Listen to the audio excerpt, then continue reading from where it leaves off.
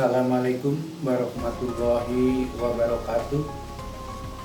Nama saya Puji Prianto, peserta Diklat TKS dari Kota Tangerang.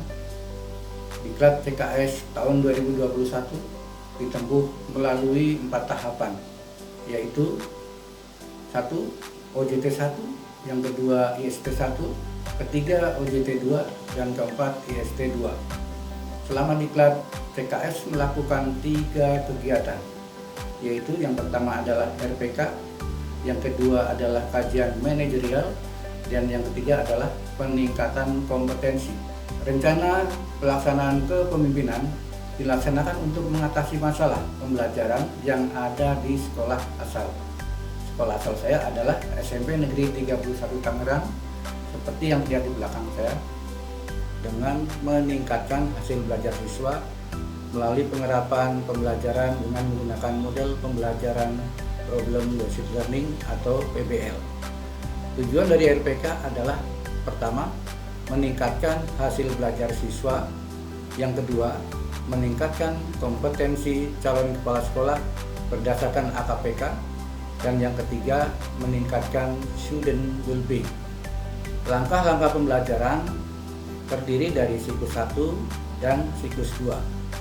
Langkah-langkah kegiatan siklus 1 terdiri dari yang pertama persiapan, kemudian pelaksanaan, yang ketiga monet, yang keempat refleksi, dan yang kelima tindak lanjut.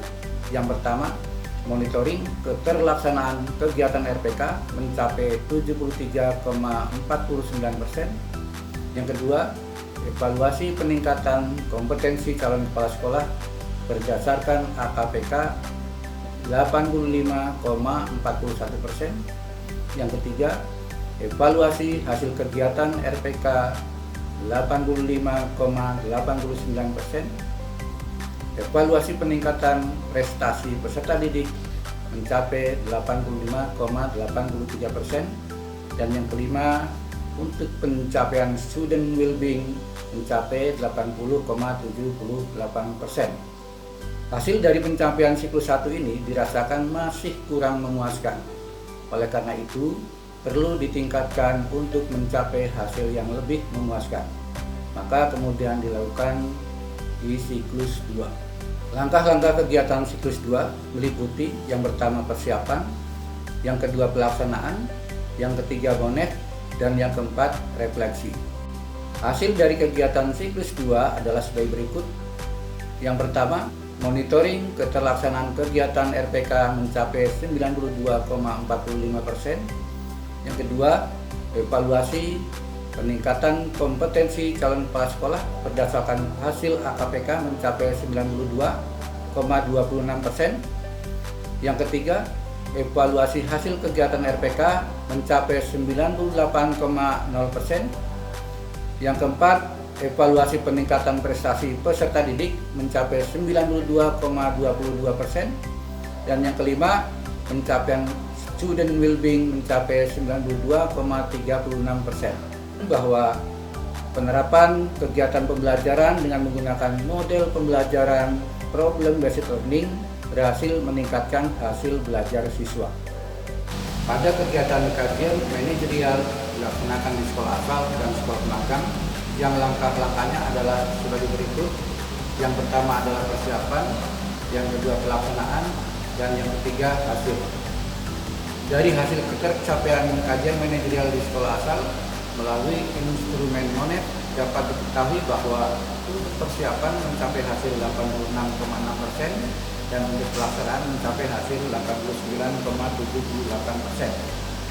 Untuk hasil tercapaian kajian manajerial di sekolah magang melalui instrumen monet yang dapat diketahui bahwa untuk persiapan mencapai hasil 88,39% dan untuk pelaksanaan mencapai hasil 89,5%.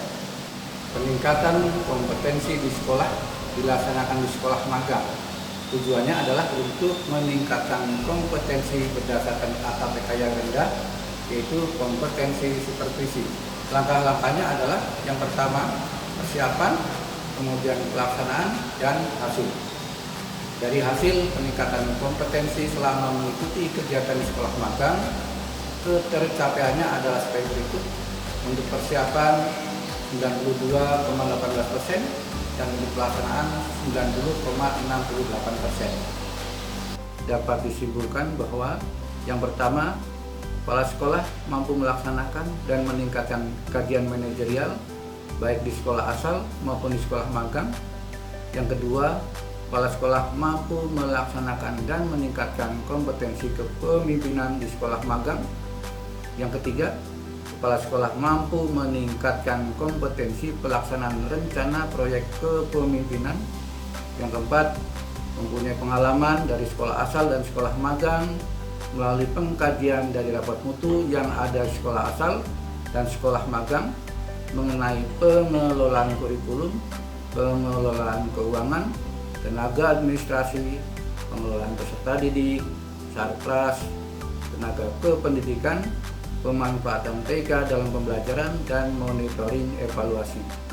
Yang kelima, dapat melakukan supervisi akademik kepada guru-guru dengan teknik yang benar. Yang keenam, dapat bekerjasama dengan pihak lain untuk mendukung kemajuan sekolah yang dikelolanya atau berjiwa wirausaha. Dan yang terakhir, kepala sekolah dapat meningkatkan kompetensi yang dimiliki untuk mencapai student well-being. Melalui pembelajaran model based learning, membuat pembelajaran menjadi lebih berkualitas. Melalui pembelajaran PBL ini, saya jadi mengerti pembelajaran yang diberikan guru. Nilai saya juga menjadi lebih meningkat. Demikianlah rangkaian kegiatan selama OJT 2. Semoga bermanfaat. Terima kasih. Wassalamualaikum warahmatullahi wabarakatuh.